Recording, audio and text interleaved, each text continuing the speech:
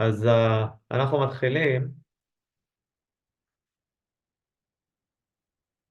עם החידוש הראשון של האמרי חיים על הפסוק הראשון בפרשה. פסוק אומר בפרק ו' פסוק ג', ושמי השם לא נודעתי להם. הקדוש ברוך הוא אמר למשה ששמי שם הוויה לא נודעתי להם. אומר האמרי חיים בליקוטים בדרך של רמז דבר מאוד יפה. הוא אומר רק אלה שמחזיקים את עצמם כלא, אלה שהם מתבטלים, שמנוותנים, אז מודיע אני את שמי השם אליהם. זאת אומרת, ושמי השם, אתה יודע למי אני מתגלה? לאלה שהם לא, אלה שמבטלים את עצמם, אז נודעתי להם. ומפה רואים את הדבר המפורסם, אבל החשוב, שהקדוש ברוך הוא אוהב את הנוותנים. כתוב בישעיה נ"ז, פסוק ט"ו, שהקדוש ברוך הוא שוכן עם שפלי רוח, שגמרא במסכת סוטה בדף ה', אז זה הרעיון הראשון, שהקדוש ברוך הוא נמצא עם אלה שלא. עכשיו אני נזכר, יש שפת אמת יפה, חבל שלא הוספתי את זה פה. כתוב, אה, כי אנחנו עמו צאן מרעיתו, ולא אנחנו. אה, אז כתוב, אז בפסוק עצמו כתוב, ולא ו' למד א'. אבל הקרי, יש כתיב ויש קרי. הכתיב זה ו' למד א', ולא אנחנו, זאת אומרת מלשון שלילה. הקרי זה ולא אנחנו עם ו', זאת אומרת שאנחנו לא, לקדוש ברוך הוא. אומר השפת אמת בדיוק את אותו יסוד, שאם אתה לא עם א', אז אתה לא עם ו'. אתה שייך לקדוש ברוך הוא. חבל שלא צירפתי את זה, אחרי זה נוסיף את זה. אז זה הדבר הראשון. דבר שני, יש פה רעיון מאוד מאוד יפה, כתוב בפסוק, בפסוק ה', וגם שמעתי את נאקת בני ישראל, אשר מצרים מעבידים אותם, ואזכור את בריתי. רואים את זה? אז הגמרא, רואים. אז יש פה רעיון מאוד יפה מרב שמלקה מניקלשבורג, הוא אומר, אולי יש לך אפשרות להגדיל את זה אם אתה רוצה שיעור, אבל רואים את זה. אתם רוצים שאני אגדיל את זה? אפשר להגדיל, הנה. אז רב שמלקה מניקלשבורג אומר פה דבר יפה. יש מחלוקת בגמרא בברכות בדף ה' בין רבי יוחנן וריש לקיש, מאיפה לומדים שאיסורים ממרקים את גופו של האדם? רבי יוחנן אומר שלומדים את זה בקל וחומר משן ועין. כמו שבשן ועין, שזה, מה היה שם הסיפור? בא העבד, האדון נותן לו מכה בעין או בשן ונופלת לו השן או נפצעת לו העין, אז ברגע שהאדון עשה את הדבר הזה, העבד יוצא לחירות. זה אומר רבי יוחנן, כמו שבשן ועין, שזה אחד מאיבריו של האדם, העבד יוצא בהם לחירות, איסורים שממרקים את כל גופו של האדם, כאילו הקדוש ברוך הוא בא נתן לך מכה, אז האיסורים האלה שממרקים את כל גופו של האדם, על אחת כמה וכמה שאדם יוצא לחירות רוחנית על ידי האיסורים האלה. וזה מקור לזה שאיסורים ממרקים את גופו של האדם, את העוונות של הבן אדם. זה רבי יוחנן. ריש לקיש אומר משהו אחר, הוא אומר שיש גזירה שווה ברית ברית. במלח, הקדוש ברוך הוא כרת איתו ברית. כתוב בפסוק, לא תשבית מלח ברית. מה הכוונה? הכוונה היא שהקדוש ברוך הוא עשה ברית עם המלח, שגם אם יעבור שנים שהמלח עומד ככה, הוא עדיין מלוח, הוא עדיין עושה את פעולת ההמלכה. הנה, ישרפו מדרום אפריקה, אז אנחנו עוברים לאנגלית, טוב?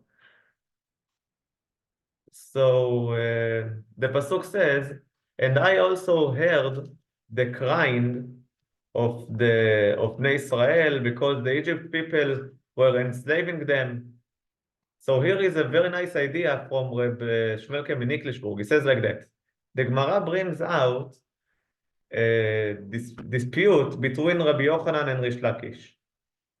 What is the source that the agony is polishing and cleaning the person who has this agony? Says Rabbi Yochanan that it's a kal vachomer, fortiori. What is the kal vachomer? Let's say that there is a slave and the master of the slave gave him a hit. He hit him on his eye or his teeth. So says the Gemara that just as in this case that the slave was hit by the master, he is going free. Just like that, whenever someone is hit, getting hit by Hashem, he is going free from all of his sins and all of those stuff. So that's a kal vachomer. But Rish Lakish says another source, that there is a gzera shava in this word brit, convenient. What is the Brit? Covenant, sorry. Covenant. What is the Brit? The Brit is that once it's written in the Pasuk on the source, Lo tashbit melach Brit, meaning the saltiness of the salt will not stop. And that's a covenant. That's a covenant that Hashem did, that the saltiness of the salt won't stop. And there is another pasuk, another verse on Isurim that says, "Ele divrei habrit." This is the covenant, and it says on the Isurim. So we see that the word covenant is similar both in the salt and the Isurim, in the agony. Says Rabbi Yochanan, says Rish Lakish, "Ma brit האמור במלח, מלח ממתקת את הבשר." Just as we see that in this covenant of the salt improves the meat, just like that, אף ברית האמור באיסורים, איסורים ממרקים כל גופו של אדם. Just like that, the agony improves and helps the one who gets it from Hashem to be cleaned, to be polished. What is the difference between those two sources? So says the Reb Shmelke, the difference would be like that. Let's say that we all know that everything that we have in life is from Hashem, bad and good. Now let's say that you want this agony to clean you up, to polish you from your sins. Only if you understand that this polish is from Hashem, this agony is from Hashem, it would polish you, it would clean you from all of your sins. But if you wouldn't understand it, and you would think that Ploni did it, Almoni did it, let's say Joy or whoever it would be, he's the one that made me sad, he's the one that did whatever he did, and you do not believe that it comes from Hashem, so maybe this agony won't clean you and won't polish you from all of your sins. So says Reb Shmelke like that. If we learn the source of the agony to be polished, to polish the sins from Shen ve'ain, from this slave, so only, let's say, what's the din if not the master gave the slave the heat, and but someone else? Says Reb Shmelke, the din would be, obviously, that he won't be set for free, he won't go free, because only if the master hit him, so the master shows in that I don't want you anymore, or something like that, and he's going free. Just like that, says Reb Shmelke, if you understand that the Isurim that you have, that the agony that you have is from Hashem, the master of the world, the master of you as well, only then this Isurim, this agony would polish you from all of your sins. But that's only if we are going with this source, that the source is the master and the slave, that only if you understand, you the slave, understand that the master gave you the heat, it would clean you up. But if the source is the covenant that we have in the salt, so even if I don't know who is the one that put the salt on the meat, the meat would be fine. You can eat the meat. So according to that, even if I do not understand that the heat that I got from whoever it would be came from Hashem, it would polish me, it would clean me, just because it's similar to salt. Do you feel what I'm saying? Hey? Are you with me?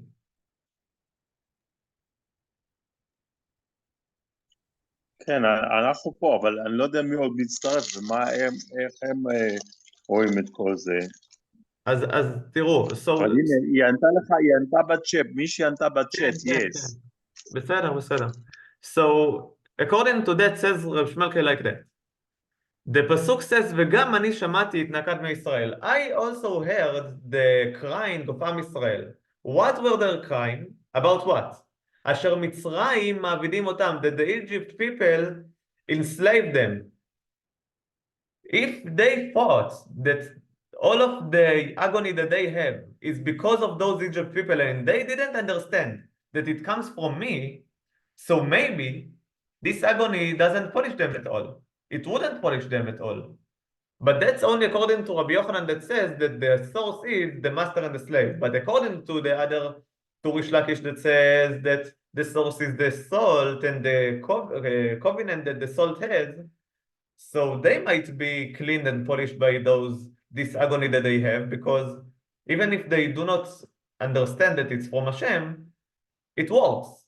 Says the pasuk, "Va'ezkor et briti," and I remember my covenant. What does it mean? That even though that usually it's supposed to be that when you are being cleaned by the agony, it's only if you understand that it's from Hashem. But Hashem did for Am Yisrael a chesed, a grace, and he went with this shita, with this method of Rish Lakish, that it's going with the brit, with the covenant of the salt.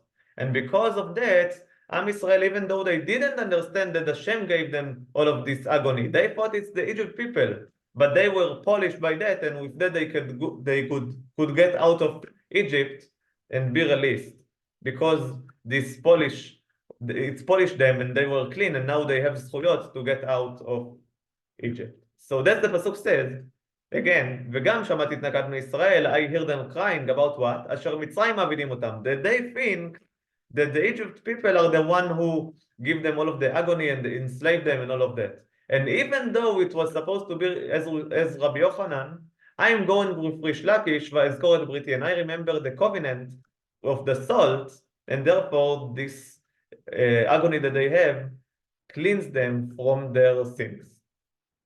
That's a very, very nice idea here in this pasuk, in this verse. Let's continue on with another thing. Here, the pasuk says, chapter 6, verses 6 and 7, והוצאתי והצלתי וגאלתי ולקחתי. Those four languages are the languages of the deliver, that Hashem delivered us from Egypt. So, והוצאתי is I will set you free. והצלתי, I would save you. וגאלתי, I will deliver you from Egypt. ולקחתי אתכם, I will take you to be my people.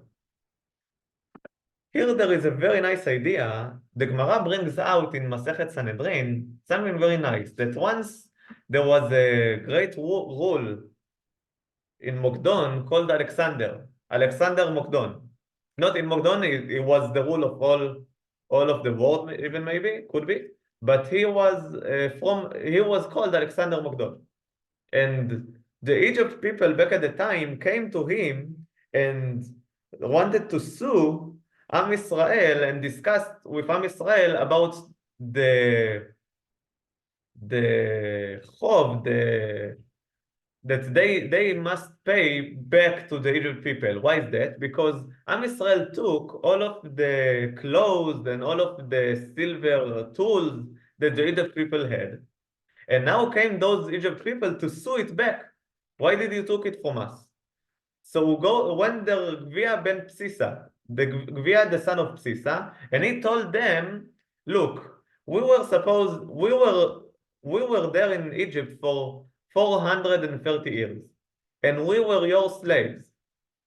600,000 people that worked for you and were slaves for you for 430 years.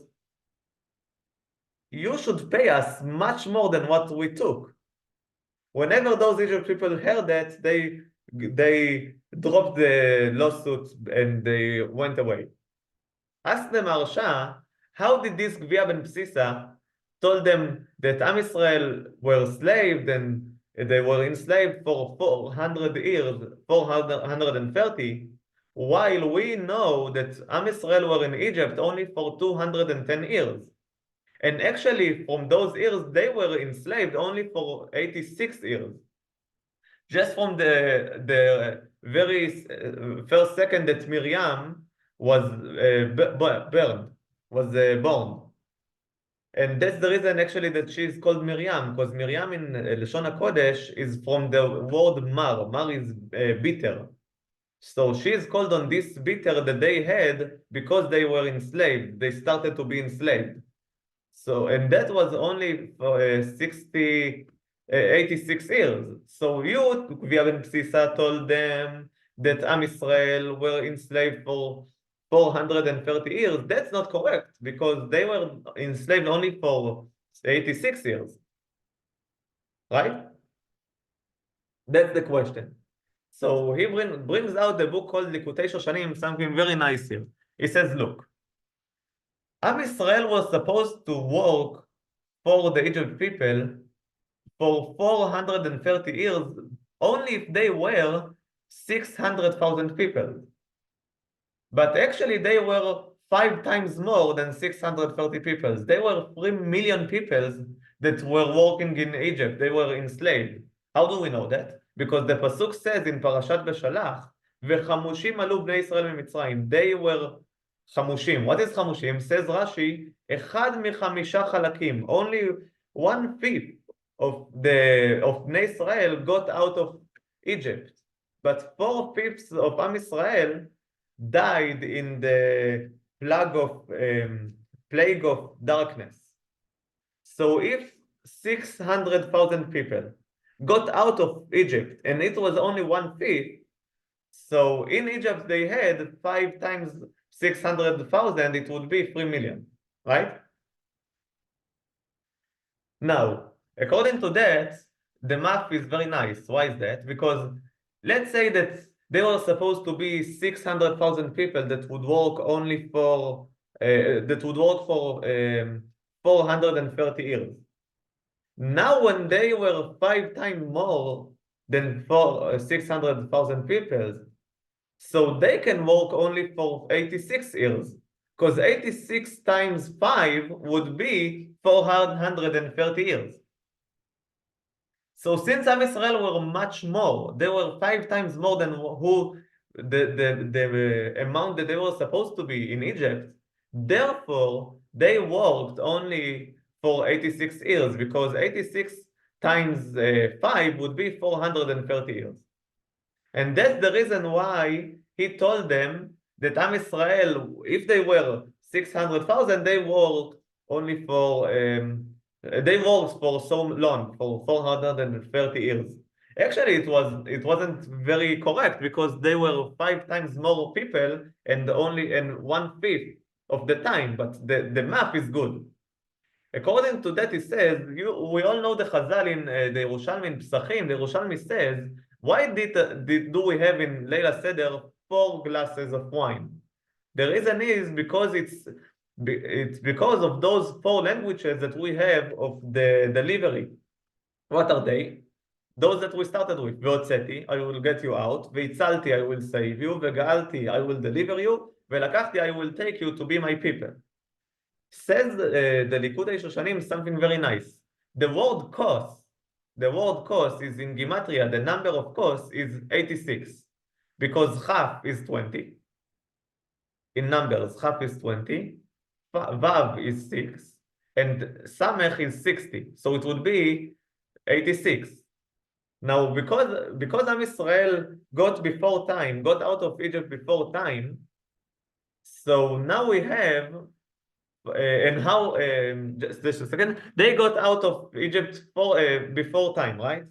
Why is that? Because they were 5 times more than the people that they were supposed to be. And that's the reason why they worked and were enslaved only 86 years and not 5 times 86 years. So actually, 4 times of those 86 years, they didn't work. They got out of Egypt 4 times 86 years earlier. Do you feel what I'm saying? I meant to say that they got out of Egypt only after 86 years and not after 430 years because they were 5 times more in the account. And that's the reason why they got out of Egypt 4 times 86 years earlier. And that's the reason why Hashem told them, והוצאתי, והצלתי, וגאלתי, all of those 4 languages of delivery, meaning that they would get out of Egypt. According to those 4 languages, we have the 4 glasses of wine because each glass is for one of those 4 times 86 years that we got out earlier. Because cost is in Gematria 86. Do you see what I'm saying? So Yes. with that we can understand as well why he told them that Gvia and Psisa that they worked for 430 years, because it's correct if they were 600,000 people.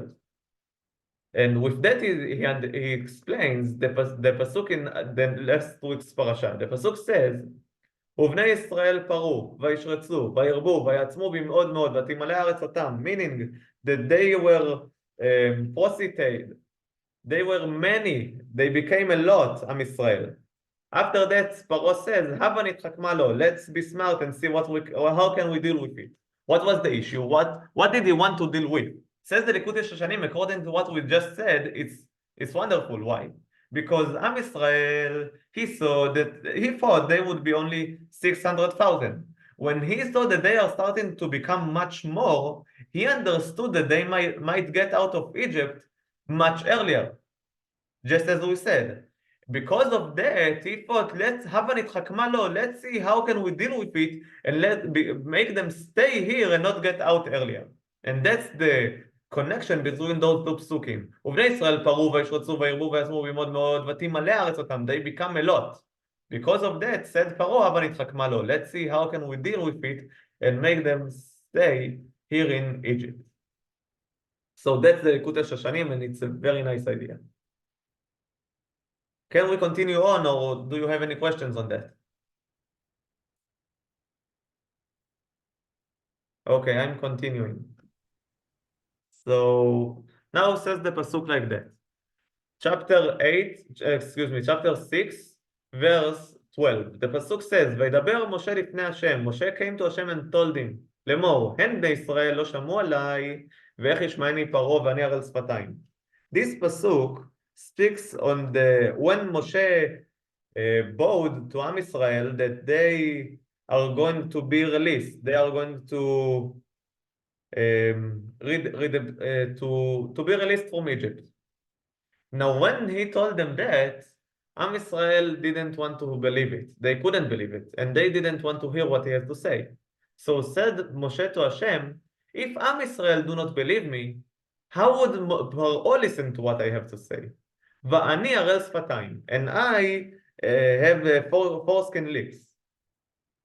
So here comes a very strong question.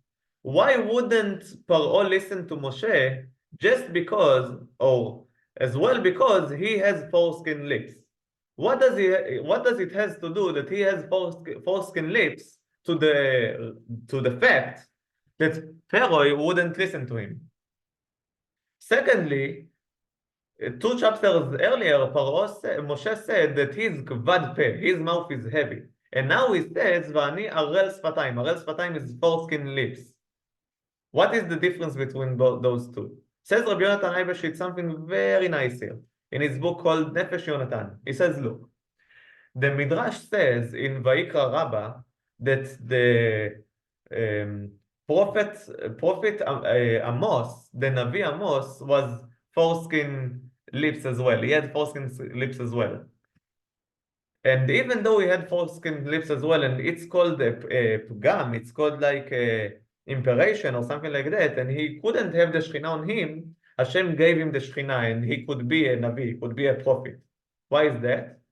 Says the Midrash, because Am Israel in his generation, all of the people there were doing Avodah Zarah. Because they were doing Avodah Zarah, they got a Navi, they got a prophet that is at the similar level to them. The similar level is a Navi that has foreskin lips. He is not perfect. He has some imperfections and some those stuff. Now, the generation of Moshe Rabbeinu, the people in his generation, all of the Am Israel were doing Avodah Zarah as well, just as the Yalkut says, Halalu Ovdei Avodah Zarah, V'halalu Ovdei Avodah Zarah, meaning the Egypt people and the Bnei Israel, they both do Avodah Zarah. So, if, according to that, said Moshe to Hashem, look, it's correct that I have the Shekhinah on me, and I am a Navi, but maybe because Am Israel are not fine, they have lots of sins, that's the reason that you give me the Shekhinah just like Amos, even though I have this foreskin lips. And because Am Israel are doing Avodah Zarah, meaning, again, that the reason that Hashem gave Moshe the option to be a Navi and gave him the Shekhinah is because that even though Moshe was, he had the foreskin lips, but because he had the Shekhinah because Am Yisrael were doing Avodah Zarah, just like Amos. So says Moshe to Hashem, Ve'ech yishmaeni Paro, how would Paro listen to me? Isn't it that I have foreskin lips, and even though I have foreskin lips, I have the Shekhinah on me? And if I have the Shekhinah on me, so it's we can see from that Am Yisrael doing Avodah Zarah just as we had with Amos. Otherwise, we do not. I wouldn't have the Shekhinah on me because I have some impairs. I'm not mushlam. I'm not perfect. So if I'm not perfect and I have the Shekhinah, that's a sign that Am Yisrael are doing Avodah Zarah. If they are doing Avodah Zarah, how would Paro let them free, set them free?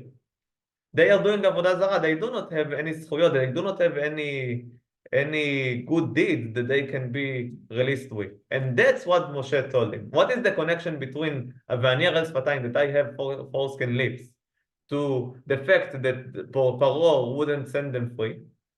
The connection is, again, just as we said, I'm repeating, that because Moshe has foreskin lips, that's a sign that Am Yisrael are doing Avodah Zarah, just as Amos said. And if they are doing Avodah Zarah, so Pharaoh wouldn't let them go out because they do not have any zchuyot. They have lots of things. So that's the idea. Let's continue on with some more ideas here. So the pasuk says in chapter 8, pasuk verse Gimel, verse 3, like that. Vayasu ken achartumim. That speaks on the frogs. Vayasu ken achartumim belatehem. They did with all of their magics, frogs as well. ויעלו את הצפרדעים על ארץ מצרים. And their frogs that they did were on the land of Egypt.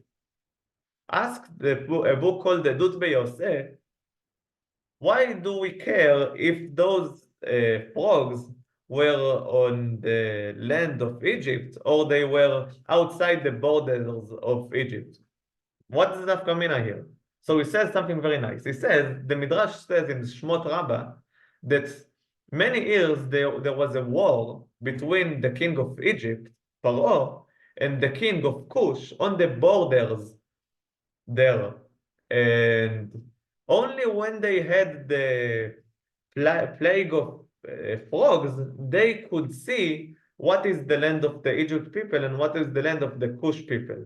Why is that? Because the plague of frogs came only to the Egypt people. So says the Midrash that all of the land of Egypt was full with frogs, and only Egypt. Therefore, they could know the borders with those frogs, because wherever you have a frog, it's Egypt. Wherever you don't have a frog, it belongs to Cush. That says the Midrash. According to that, says the Edut Beyosef, Pharaoh told his people that they should do with magic frogs as well, but they should split them and put them in many places outside the borders of Egypt, and with that they would have more land. Because if a frog is over there, that's a sign that it belongs to the Egypt people. Because of that, says the Torah that their plan didn't work out, and the frogs went only al Eretz Mitzrayim, only on the land of Egypt. That's what the pasuk says. Vayasu ken achartumim belatehem. They did with their magic frogs as well, but vayalu et hatzfardeim al Eretz Mitzrayim. Hashem did that. Their frogs didn't go outside the borders of Egypt, and it was only on the land of Egypt. And with that, they couldn't earn more land that they had. So that's the emphasis that the pasuk says. Al Eretz Mitzrayim, on the land of Egypt only, and not outside it. Let's continue on. We don't have so much time. Now the pasuk speaks about the removing of the frogs. So Moshe told to Pharaoh, when do you want me to daven that the frogs would remove? Pharaoh told him on chapter 8, verse 6, ויאמר למחר. He told him, Pharaoh, please daven now that they would remove tomorrow. says רש"י, ויאמר למחר, התפלל היום שיכרתו למחר. Please daven now that they would be removed tomorrow. What is that game that they are supposed to, he's supposed to daven now, that they would be removed tomorrow? Daven tomorrow, that they would be removed tomorrow, or daven now, that they would be removed now. What is this game here? Says this Moshe like that. All of the purpose, all of the mahalach of Pharaoh was to disgrace the Kiddush Hashem that was in every plague, in every Makkah. Because of that, he asked Moshe, please daven now that they would be removed tomorrow. And all of the Egypt people would think that since Moshe davened now and they didn't go, they weren't removed, his davening did nothing. His davening is nothing. And what that they were removed tomorrow is just by coincidence. It's nothing. And with that, he tried to disgrace the Kiddush Hashem that was in this plague, in this Makkah of the frogs. That's the reason why he wanted him to daven now, the day would go tomorrow. Why? Because with that he could disgrace the Kiddush Hashem.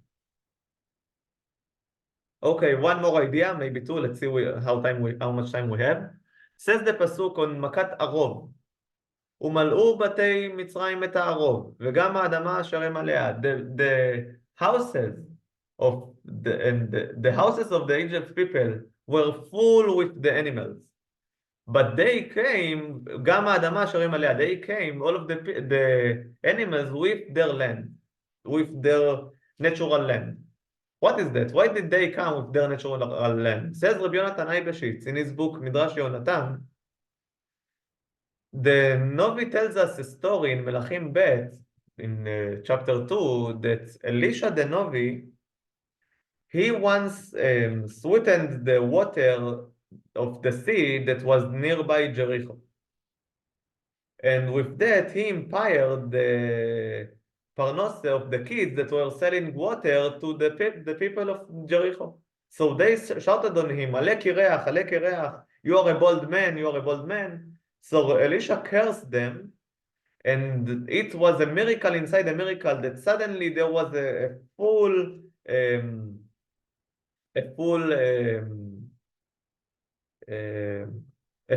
place with bears that was just created in an instant. A full forest, that's the word. A full forest with bears that was created in an instant, and they killed those children. Ask the Gemara in Sota in page 47, why did the bears that were supposed to come, that's fine, they were supposed to kill those children, but why did they need another miracle of the forest to be created as well? Says the Gemara that the nature of the animals is not to kill other people, not to kill people if they are not in their natural area, if they are not in their natural place, because they are afraid. And that's the reason why Hashem did a miracle that they would have the forest, which is their natural place, and then they would be able to kill those children. And that's the reason why they needed two miracles. Says Rabbi Yonatan Eibeshitz, according to that, we can understand why whenever every animal came to Egypt, he came, whatever, with the land that they are standing on.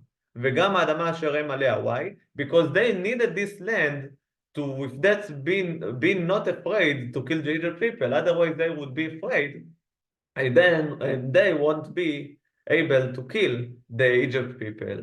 And that's the reason why they came with the land as well. So I want to skip that and tell you one more thing. Let's end with that. Now we're speaking about this plague of the hail in 2 minutes. So listen carefully. The pasuk says, ויאמר אליו משה, קצתי את העיר, when I would get out of town, אפרוס את כפיי אל השם. I would daven to Hashem, הקולות יחדלון, the noises, the voices would stop, והברד, the hail, לא יהיה עוד. it wouldn't be anymore. למען תדע כי להשם הארץ. Just so you know that Hashem controls the world. Says Rashi, כצאתי את העיר. Why did Moshe want to daven outside of Egypt? Says Rashi, מן העיר, אבל בתוך העיר לא התפלל, לפי שהייתה מלאה בגילולים. He couldn't daven inside Egypt, inside Kahir or whatever it would be, because it was full with עבודה זרה. And as well it's written in Chazal, Ramban brings it out. So the question is, what is the difference between the hail and other plagues, that in other plagues he could daven inside the town, and only in the hail he could daven only outside? Says the Chanukat Torah something very strong here. He says, look, the Avodah Zarah of the Egypt people was the sheep, was the lamb. And because of that, he says like that, whenever in all of the other plagues, the sheep were out of town. Because of that, Moshe could daven inside the town. But in this plague of hail, the pasuk says, "V'ayareh דבר Hashem הניס את מקנהו." They brought their ships inside town. Because they brought them inside town, so Moshe couldn't daven anymore inside town. So he got out of town to daven there. And that's what Rashi says, that here now it was full with Avodah Zarah, because the Avodah Zarah was those ships. That's the Chanukat Torah. Thank you everyone for joining us and listening to the Shiur. And I wish you a very, very nice Shabbos. Thank you very, very much.